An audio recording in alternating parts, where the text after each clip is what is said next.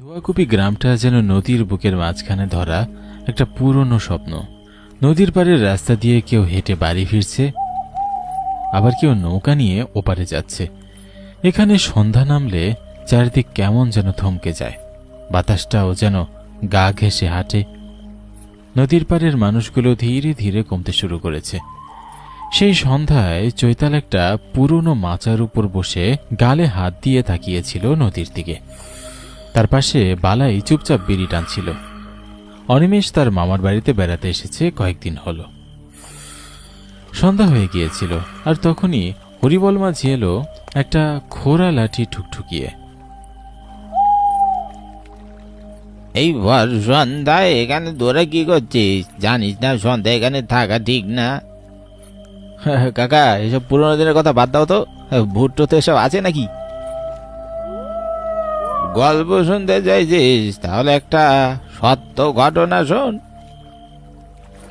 আপনি কি ভুট্টোর কোনো কিছু দেখেছেন? দেখেছি, তার চোখে চোখ রেখেও দেখেছি, জলের উপরে দাঁড়ানো আত্মাকে দেখেছি। তোরা শুনেছিস ধোয়াকুপি নদীর রাতের মাঝির কথা? কথার কেউ উত্তর দিল না।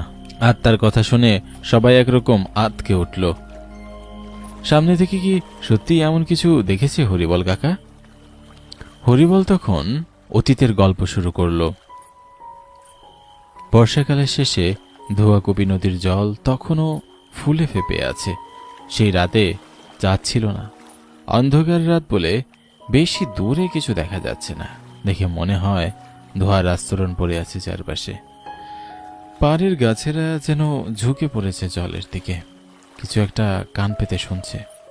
হরিবল মাঝি তার পুরনো ডিঙ্গি নৌকাটা ঠেলতে ঠেলতে জলের দিকে নামালো। ছায়ের নিচে বসেছিল শম্ভু। সে বেলডাঙ্গার কাগজ কলের কেরানি। কাজ শেষ করে প্রায়ই হরিবলের নৌকায় চড়ে নদী পেরিয়ে বাড়ি যেত। দেরি করো না, চলো মাঝি, অনেক রাত হয়ে গেছে। গিন্নি চিন্তায় বসে থাকবে তো। হরিবল চুপচাপ মাথা নেড়ে বইটা বাইতে শুরু করলো। চারিদিক নিস্তব্ধ। হঠাৎ ঠান্ডা হাওয়া মুখে এসে লাগলো। হরিবল একটু থমকে দাঁড়ালো। আজ রাতের হাওয়াটা আমার কাছে কেমন যেন অস্বাভাবিক লাগছে। নৌকার সামনে কিছু একটা জলের উপর দাঁড়িয়ে থাকতে দেখা গেল। সাদা ধুতি পরা, গা ঢাকা নেই, এলোমেলো চুল। কিন্তু সবচেয়ে ভয়ঙ্কর ব্যাপার ছিল মুখটা। চোখ নেই দুটো গর্তে। সে দাঁড়িয়েছিল জলের উপর। নৌকা যেন নিজে নিজেই থেমে গেল। শম্ভু উঠে দাঁড়ানোর চেষ্টা করলো, কিন্তু পারল না। সে কাপা কাপা গলায় বলল, ওকে, এভাবে দাঁড়িয়েছে কেন? হরিবল হাঁপাতে শুরু করলো। এই চুপ কর, বসে থাক, ওইদিকে তাকাস না। তাদের কিছু বুঝে ওঠার আগেই তখনই সেই সাদা ছায়ামূর্তি হাত বাড়ালো, একদম নিঃশব্দে শম্ভুর হাতের দিকে। শম্ভু ভয় পেয়ে চিৎকার শুরু করতে লাগলো। মাঝি, ও আমার দিকে আসছে, ও মাঝি। পরের মুহূর্তে শম্ভুকে এক টানে টেনে নিয়ে গেল নদীর বাইরে। পানিতে শম্ভুকে ডুবিয়ে নিয়ে যাওয়ার শব্দ হলো। তারপর আবার নিস্তব্ধতা।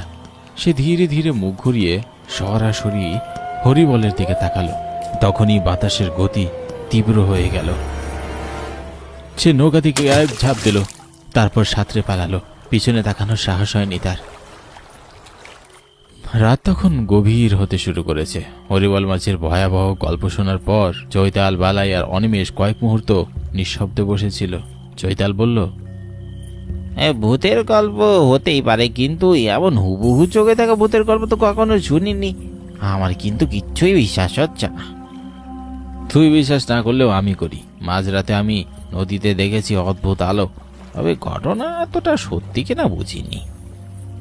তোরা ওখানে ভুল করে আবার যাস না, ওটা একটা অদ্ভুত মায়ার জায়গা। ওই দিকটায় মানুষকে টানে মারার জন্যে। ভাগ্যক্রমে আমি বেঁচে ফিরেছিলাম।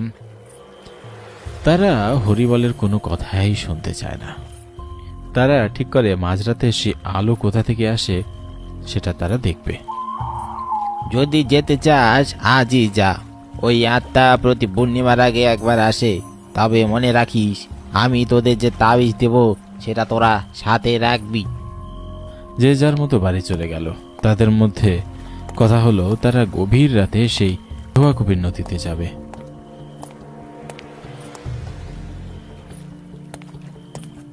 তারা তিনজন গিয়ে দাঁড়ালো সেই নদীর ঘাটে। চারিদিকে অন্ধকার। চৈতালের হাতে ছিল একটা পুরনো লণ্ঠন। নদীর পাড়ের আশেপাশে কাউকেই দেখা যাচ্ছে না, শুধু দূর থেকে মাঝে মাঝে শিয়ালের ডাক শোনা যাচ্ছে। চৈতাল ধীর কণ্ঠে বলল, আমরা কি সত্যি যাচ্ছি ওই নদীতে? আমার কিন্তু ভয় করছে। একবার এসে যখন বলেছি তখন তো যাবই। সত্যি সেখানে কিছু আছে কিনা দেখতে তো হবে। এসে তো পড়লাম, কিন্তু যাবো কি করে? তারা ভাবতে পারলো না এত রাতেও আসলে নদীতে নৌকা পাবে কিনা। নৌকা চালাচ্ছিল এক তরুণ মাঝি রতন, অল্প বয়স। সে বলল, আপনারা ওই বারে যাবেন বাবু? আমি মাঝরাইতে নদী পারাপার করি, আপনার করে দেখা এদিকে আইসি। তবে ধোয়াকুপির নদী রাতের বেলা খুব ভয়ঙ্কর হয়ে আছে।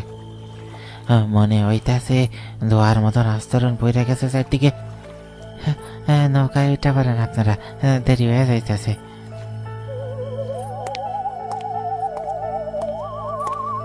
তারাও আর কোনো কথা না বাড়িয়ে নৌকায় উঠে পড়ে। নৌকা যখন মাঝ নদীতে পৌঁছালো তখন হাওয়াটা বেশ জোরে বইতে শুরু করলো। নৌকায় উত্তাল শুরু হলো, যেন নৌকাটা ডুবে যাবে।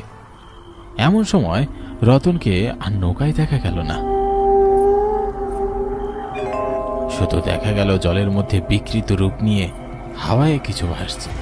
চৈতাল হঠাৎ ভয়ে চিৎকার করে উঠল, ওই দেখ, ওটা কি? সবাই ঘুরে তাকালো। নদীর বাম দিকে প্রায় 10 গজ দূরে ধোয়ার ভিতর ভেসে উঠছে একটা সাদা ছায়া মূর্তি। সে জল ছুঁয়ে হাঁটছে না, বরং জলের উপর ভেসে ভেসে হাঁটছে। তারপর ধীরে ধীরে হাত বাড়ালো নদীর দিকে। চৈতাল থরথর করে কাঁপতে লাগলো। এটা তো শব্দ না। তবে হরিবল কাকা কি মিথ্যে বলেনি? আজ মনে হয় আর নিস্তার নেই গো। অনিমেষ সবাইকে বলল, হাতের তাবিজের পুটলিটা সবাই ধরে থাক। হঠাৎ সেই তাবিজের পুটলিটা তাদের হাত থেকে নদীতে পড়ে গেল। সেই সময় ছায়া মূর্তি চৈতালের হাত ধরে পানিতে টানতে শুরু করলো। বালাই চেঁচিয়ে বলল, তুই কে? কি চাস? আমার ছেলেকে, ওরা আমার ছেলেকে মাইরা ফেলছে। চারিদিকে ঝড় বয়ে চলেছে। নদীর জল যেন ফেটে গেল। নৌকা দুলতে শুরু করলো। ছায়ামূর্তিটা যেন মুহূর্তেই হাওয়ায় মিলিয়ে গেল। বালাই আর অনিমেষ বুঝতে পারলো আসলে রতন আর কেউ না, ওটা একটা মায়া ছিল। তখনই পানির নিচ থেকে একটা হাত উঠে এলো। একটা শুকনো পচা হাত আঙ্গুলের নখগুলো ধারালো। একটানে অনিমেষকে টেনে নামিয়ে নিল নদীর তলায়। সে একবার আর্তনাদ করে বলল, বাঁচাও।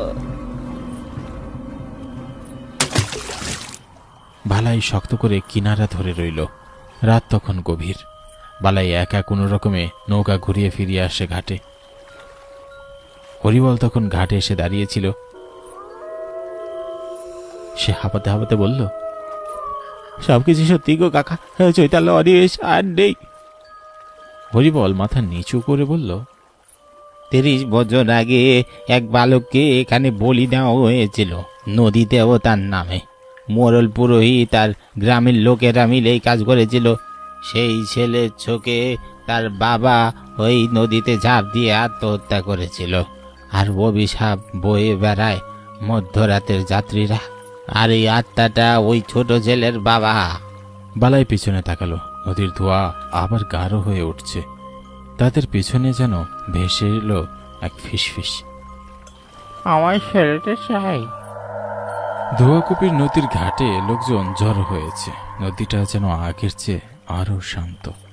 হরিবল বসে চুপচাপ ছিল, মুখ শুকিয়ে গেছে, কপালে চিন্তার ভাঁজ।